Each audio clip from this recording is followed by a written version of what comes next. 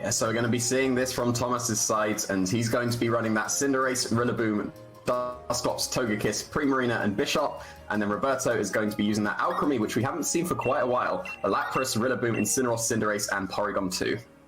Yeah, shame that we're not going to likely be seeing Alchemy go for its Gigantamax form, likely going to be that Lapras. And, we've seen Lapras a lot over the last few series, going for, as soon as its Gigantamax form came out, these players do like to opt for it to play a little bit more of a defensive strategy. But of course, you have got Cinderace on Roberto's side of the field, and Rillaboom as well, going for a more offensive play style there. Of course, on Thomas' side of the field, you have got the Dusclops Trick Room mode, countered potentially by that Porygon 2. Also a Cinderace as well, matching up against Cinderace. So a second time in a row we see Cinderaces go up against each other. So maybe we'll see a little bit of speed tying there. Maybe we'll see just straight up Trick Room coming out early game rather than late game this time. But without further ado, it's turn one of your second match here in the European Victory Road Cup between France and Italy.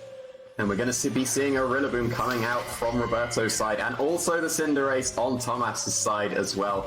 Going to be paired with the Bishop for Thomas and Rillaboom for Roberto. They are, and Cinderace is going up against each other turn one. Again, the same as the last match, Jamie, we had two Cinderaces coming out there, and the two Cinderace partners, let's say, didn't enjoy seeing a Cinderace coming up against each other. Be interesting to see if we're going to be seeing more Max Airstream shenanigans coming out here. Which of these Cinderace would be potentially going first, and of course, whether these Cinderace actually prefer to target the other slot. Certainly, if Cinderace on Thomas' side of the field wants to go for a Max Airstream, Rillaboom is a great target to be launching that into while boosting your speed as well. We could be seeing boosting of the speeds here as this Cinderace is going into its Gigantamax form, so could be going for those Max Airstreams to try and put itself faster than the opposing Cinderace. But then at the same time, we could just be having a match of the Cinderace Gigantamaxes to be able to go for those Airstream speed ties, and we are going to be getting that. So we're going to be going into the wonderful Cinderace speed tie turn ones. And we'll have to see if this is going to be another Gigantamax. It is going to be, so we'll have to see if they're going to be opting for the Airstreams to try and put themselves faster. And the Bishop may be able to be put faster than the Cinderace if the Airstream comes off from Thomas's side. But the Rillaboom is going to be putting a stop to the Bishop, moving this turn by using Fake Outs on it. And Max Airstream is going to come out from Thomas's Cinderace. So he has managed to go first with this Cinderace, boosting up his speed first, and fire off into the Cinderace, actually, rather than the Rillaboom. So doing a very nice chunk of damage to that opposing Cinderace on Roberto's side, increasing the speed of the Cinderace and the Bishop, and showing that it is the Life Orb Cinderace as well. But we are going to be having a matching Max Airstream coming from the opposing Cinderace, and also going to be boosting its speed as well as the Rillaboom's. Both Cinderace targeting each other, bringing both Cinderace down to under half HP, in range of another Airstream. And now we're going to have to play this wonderful turn 2 speed tie Cinderace game. Absolutely. Bishop not being able to move is potentially consequential, and of course Bishop has been known in previous formats to run Focus Sash, something that it quite likes, being 4 times weak to fighting type moves. So could be consequential that if that Bishop has taken a little bit of damage, but if it doesn't get damaged this turn, could be under threat or could be getting its Focus Sash back. Just see a Sucker Punch though coming out from Bishop. Not quite enough to take out the Cinderace, but it looks like Thomas's Cinderace is going to be moving first once again, using the Max Airstream, this time targeting down the Rillaboom, and easily going to be picking up the KO on that Rillaboom, while still increasing the speed of the Bishop and the Cinderace, able to respond with a Max Knuckle this time, not a Max Airstream. So the Cinderace on Thomas's side will be faster at the end of this turn, but this Max Knuckle is easily going to be able to take the knockout on that 4 times weak Bishop, while also increasing the attack of the Cinderace on Roberto's side. It is, and that speed potentially could be game-changing for Thomas, but the life orb there proccing from Roberto's side of the field and knocking itself out. So while that Sucker Punch didn't quite pick up the KO, maybe would have been a big preference for Thomas' side of the field. Thomas does get the effective knockout. Just has to lose a Pokemon for it, and when you look at the matchup between the two players, you probably take that Bishop for a Gigantamax Cinderace. So good turn there, I think, for Toma. We see the Incineroar coming in for Roberto, as well as the Porygon 2, Primarina coming in for Toma. So looks like the favor is going to be with Toma this turn, with the type effectiveness, Primarina having access to that liquid voice ability and hyper voice, potentially going to be able to do quite a bit of damage to Incineroar. Probably keep that under check, and it's certainly a Max Knuckle could be coming out as well from the G-Max Cinderace to be putting, again, another bit of pressure both on that Porygon 2 and that Incineroar. So definitely all to play for Roberto, but not a position that he really wants to be in. Well, the Primarina looked like it was in a good position, but instead is going to be retreated for that Rillaboom instead, which is going to be taking that fake out from the Incineroar. As Cinderace is able to fire off another Max Knuckle here, going to be boosting the attack of both the Cinderace and the Rillaboom. So the Rillaboom is going to be benefiting from this attack boost, as the Max Knuckle is going to be doing just under half damage to that Porygon 2, just showing how bulky that Porygon 2s can be. And there's still going to be a little bit more Life Orb recoil from the Cinderace, but the Porygon 2 is able to set up that Trick Room. But that's a really good switch in for the Rillaboom, being able to set up that potential Grassy Glide into the Porygon 2 with an increased stage of attack as well. Yeah, and boosted by the grassy terrain as well. It's definitely nothing to be scoffed at. That Cinderace is going back into its normal form now, so could be under threat from this Porygon 2, and maybe a potential Thunderbolt only having maybe 30-35% of its health left. A little bit of a strange turn though for me. I would have liked to see that Max Knuckle going into the Incineroar, and maybe putting the Incineroar in range of a +1 attack Grassy Glide from the Rillaboom. Then you're in a situation where it's just Porygon 2 against the world potentially. Could have been a bit nicer for the Rillaboom to take. It seems like that Max Knuckle boost wasn't enough for the Rillaboom to be able to take out that Porygon 2 with the Grassy Glides, but this Flare Blitz is definitely enough to pick up the knockout on the Rillaboom thanks to a critical hit, being able to take out that Rillaboom. And the Porygon 2 being able to survive on just a little bit of HP means that it is able to fire off this Tri-Attack into the Cinderace and pick up the KO. So Toma is now down to just his Primarina, which still matches up very well against the Incineroar. And the Porygon 2 is at such low HP as well, but we'll have to see the speed interactions as all the Pokemon here could be moving first in the Trick Room, and that'll be crucial as to who's going to be able to take this game. Definitely, and low HP is something that's really important on this Porygon 2. If it is that Primarina can launch out a nice Hyper Voice first, we'll be able to pick up the knockout, but if it can't, likely that Porygon 2 will be able to recover all of that away. But Primarina was the Pokemon to move first in this Trick Room environment here, so no chances for a recover from the Porygon 2 being able to be KO'd by that Hyper Voice. Incineroar is going to be put in range of its Oguard Berry, but it's going to be only reducing the special attack of the Primarina here. Incineroar doesn't usually have anything to hit Primarina very well, and Primarina is matching up very, very well against this Incineroar here. Yeah, I think it's only a matter of time here. The grassy terrain is removed from the field, so no more health recovery for that Incineroar, nor for that Primarina, as a matter of fact. But Primarina, as you say, matches up very well against Incineroar and can just keep launching this Hyper Voice until Incineroar goes down from the increased damage. Hyper Voice there, not quite enough to pick up the KO, but between Parting Shot and Snarl, Primarina doesn't have too much offense left going for it, but I think any offense will be enough for that Incineroar. Yeah, this offense is definitely going to be enough. This final Hyper Voice being able to KO that very low HP Incineroar and able to take this first game for Toma. Yeah, that's very well played there from both sides, actually. I did like the end game from Toma in the end. wasn't quite what I expected to see in the way that Thomas targeted down that Porygon 2, but seeing how the turn played out and that Primarina was in fact the Pokemon that moved first in that situation, really liked the way that he played that, making sure his combination of moves from Rillaboom and Cinderace was enough to bring that Porygon 2 down enough for Primarina to be able to deal with. So you have to be careful of setting up the Trick Room with that Primarina waiting in the back. But then you've still got the very fast mode with the Cinderace as well, boosting up its speeds with the Airstream. So you do have to be very careful of the speed interactions between all of the Pokemon. And are we going to see another Cinderace Speed type turn 1? I think we are. I think, it's quite difficult potentially for that Lapras to come to... Oh, maybe that Lapras could come for Roberto. I think... Lapras in combination with Porygon 2 could be a real different take on the game, and certainly Primarina as well. You could see a little bit more of a Trick Room orientated focus from Roberto, boosting up his own defenses, getting that G-Max Resonance going. And certainly G-Max Resonance with Porygon 2 is a scary combination to be facing down if you're Thomas.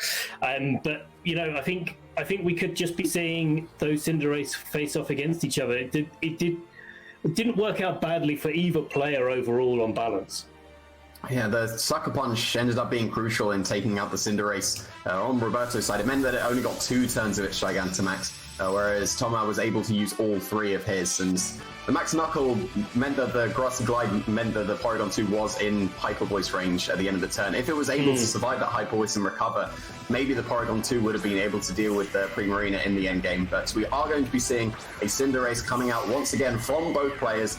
Thomas is going to be sticking with his Bisharp pairing with the Cinderace, but Roberto is actually going to be bringing that Lapras to this game. And I think looking at this turn, I think Bisharp Cinderace with that Max Airstream does have the potential to be going for assurance plays. So Cinderace goes before the Bisharp. Maybe if it goes for a Max Knuckle into the Lapras, could be followed up by an assurance with Bisharp and could be doing a lot of damage to the Lapras, potentially dispatching it before the G-Max Resonance goes off. But of course, doesn't quite work in front of a potential Max Airstream. So depending on how this Lapras is trained, if it's going for the faster end, could be taking a lot of advantage of the G-Max Airstream. Could be knocking out the Cinderace on Thomas' side of the field fairly early in the match. Well, it's not actually going to be that Gigantamax Lapras at all. It seems like Roberto is content with this wonderful speed tie between the Cinderaces and is going to be Gigantamaxing his own one here. So no Gigantamax Lapras going to be coming out this game, and we are going to be seeing the Gigantamax Cinderace coming out once again on Thomas's side. So could potentially be those Airstream speed ties once again, and we'll have to see what this Lapras is going to be going for, because it's not known for its offensive pressure when it is not in its Gigantamax form. So very interesting choice going for the Cinderace for both players here into this turn 1. And once again, Thomas is going to be moving first with his Cinderace, going to be going for a Max Airstream here to put himself faster than the opposing Cinderace, and doing a very, very nice chunk of damage to that Lapras, because it didn't go for its Gigantamax form. It is still just at its base HP and taking a huge amount of damage here. And we'll have to see if the Cinderace is going to be following up with another Max Airstream of its own, and it certainly is. It is going to be matching the Max Airstream coming up from Thomas's side and doing a nice chunk of damage back to the Cinderace once again, boosting the speeds of both the Cinderace and the Lapras here. But Bisharp, usually known to be a bit faster than Lapras is usually trained, so probably going to be moving first here with that assurance, following up into the Lapras, and thanks to it already taking damage from that Max Airstream, is definitely going to be picking up the knockout on this Lapras. Yeah, and there's me thinking that you'd need to play Max Knuckle in order to get the assurance KO on the Lapras afterwards, and Thomas proving that that's definitely not what's needed. Bisharp actually getting its Defiant boost now for Incineroar coming into the field for Roberto. So while Cinderace maybe not doing so much damage, that Bisharp is now at 1 stage of increased attack, and certainly something that Roberto has to now really be fearing. We already saw the Sucker Punch coming out, so you could see potentially a Sucker Punch combined with Max Airstream. We have seen Thomas be on the front foot of those potential speed ties a couple of times now. I'm not sure, Jamie. I haven't actually noticed whether Roberto's Cinderace has ever actually moved first.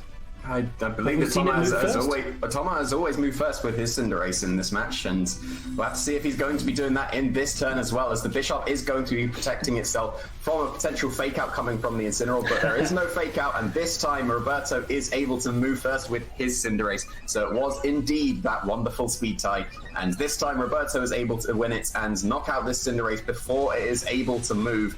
And this time, Thomas has only been able to use one turn of his Gigantamax in this game, and Roberto will be able to use all three of his. But the Incineroar didn't go for a fake out here into the Bishop. Instead, it just wanted to go for a Flare Blitz instead. And yeah, it not doing any damage thanks to that Protect. No, and the real question is what does Thomas bring to the field now to properly threaten that Cinderace and Incineroar? If you've got that Primarina in the back, would be a good thing to bring, and that's exactly what we're seeing here. So there's a lot of things that the Bishop can do. Sucker Punch and unlikely to go for Assurance, but could go for Iron Heads if he correctly predicts what type that Cinderace is going to be at the end of a turn. But it doesn't look like there's too many ways for Primarina to be damaged really heavily in this turn, as a Sucker Punch comes out from the Bishop. It does very good damage to the Cinderace as well, thanks to that Defiant boost that it got from the Incineroar's Intimidate. But Cinderace is able to respond back with a Max Knuckle and bringing the Bishop down to its Focus Sash here. And yeah, the Primarina is still threatening some big damage with the Hyper Voice as well. But this Incineroar should be able to follow up into the Bishop with another move of its own to be able to KO that 1 HP Bishop. And it's able to do that with a Snarl as well, so very good use of the Snarl there. Could have activated the Defiant on that Bishop, but thanks to it being just down to its Focus Sash, easily able to pick up the knockout on that Bishop while reducing the special attack of the Primarina from this Hyper Voice, which doesn't really do too much damage at all. So an excellent use of the Snarl there. Yeah, very, very good. That Cinderace, though, has turned into a fighting type, which means it is going to be under threat of this Rillaboom coming in and Grassy Glide associated with that. We have seen this Incineroar do lots and lots of damage to that Rillaboom, was able to knock it out in one hit last game without having any Max Knuckle boost. So, combination of the speed and the boosts that Incineroar has would be able to knock out that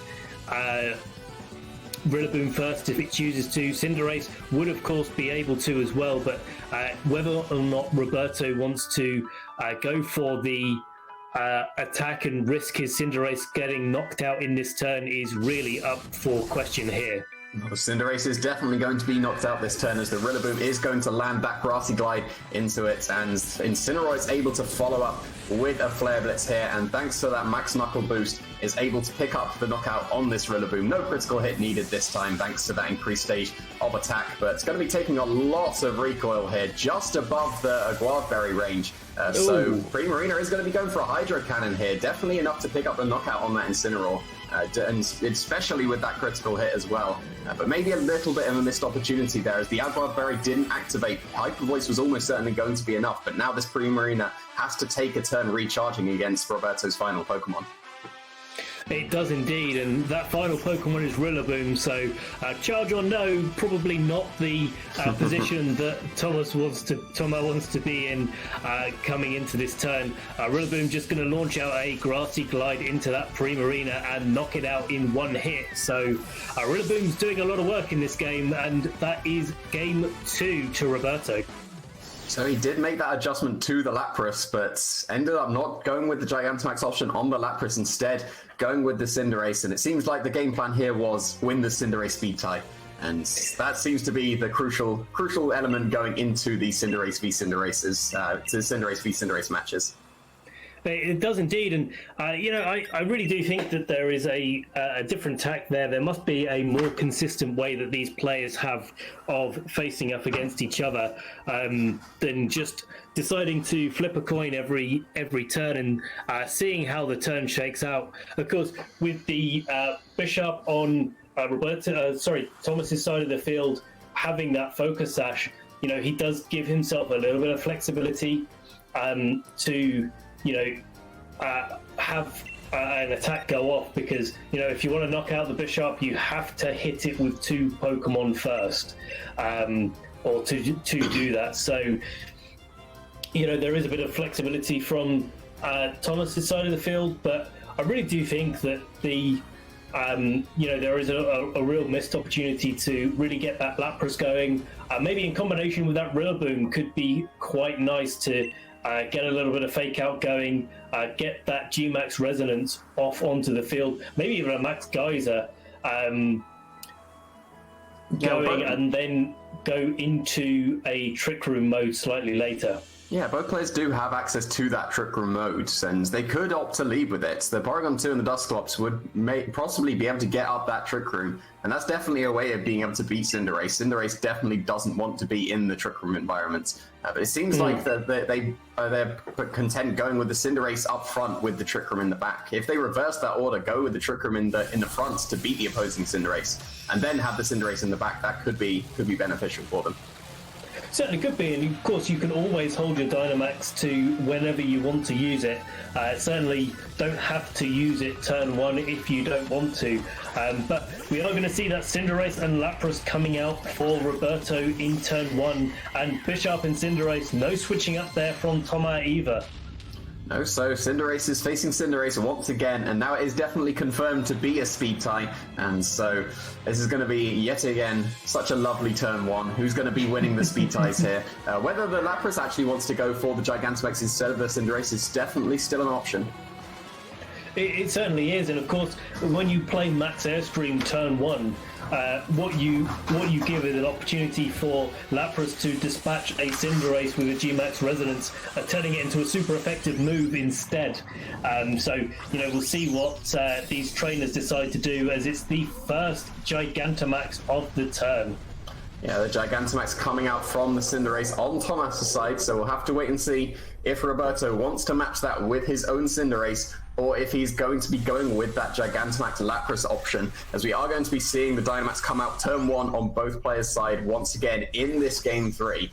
So we're going to be seeing the Cinderace once again coming out from Roberto's side. So here comes some Airstreams most likely, and this Lapras once again not going for its Gigantamax option. Just got KO'd immediately on turn 1 in the second game, but this time we're going to be seeing the Airstream coming out from the Cinderace on Thomas's side once again, going to be boosting their speeds, and this time firing off into the Cinderace on Roberto's side, doing a very good amount of damage to that Cinderace on Roberto's side, and increasing the speeds of the Bishop and the Cinderace once again. And we're going to be seeing the match of the Airstream again coming up from the Cinderace on Roberto's side. So going to be firing off that Max Airstream into the opposing Cinderace, once again doing a very, very good chunk of damage. This time the Lapras has not been targeted though, so it will be able to fire off an attack on this turn 1. But the Bishop will be going first before this Lapras most likely, with that Assurance following up into the Cinderace. So this time doubling up with the Max Airstream and the Assurance into the Gigantamax Cinderace, being able to take care of that turn 1 here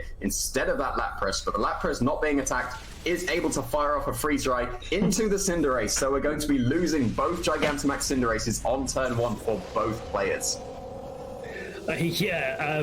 Wow, that's a little bit more of an explosive turn 1 than we had. Both of these players are not going to be taking full advantage of their Gigantamax Cinderaces. Both getting an Airstream and both getting knocked out does leave the game in a position slightly different to normal. We'll see 2 Pokemon come back in.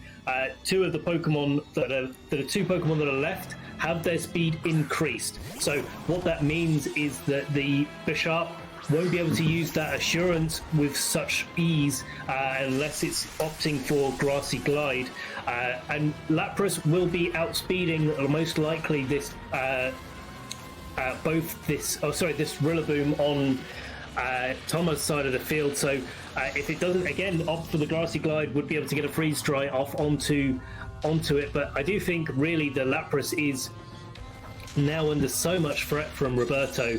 Looks like a combination of Assurance and Grassy Glide would be pretty much unchallenged by Roberto in the turn. So let's see what these guys go for, whether or not that Lapras gets knocked out, and what Thomas decides to prioritize in this turn. Both players are here prioritizing the Iron Head with the Bishop into the Rillaboom here, as the Lapras is also going to be going for the Freeze Dry into the Rillaboom. So thanks to those Airstream boosts, both Bishop and Lapras are going to be outspeeding both of the Rillabooms. And the Rillaboom on Thomas's side is going to be moving first here with a U-turn into the Rillaboom on Roberto's side, but is not able to pick up the KO. It's left just in the red HP and able to fire off another attack here. And it's going to be a flinch here from that Iron Head from the Bishop, so it is not able to fire off an attack at all. No, and definitely something that Roberto wanted to do.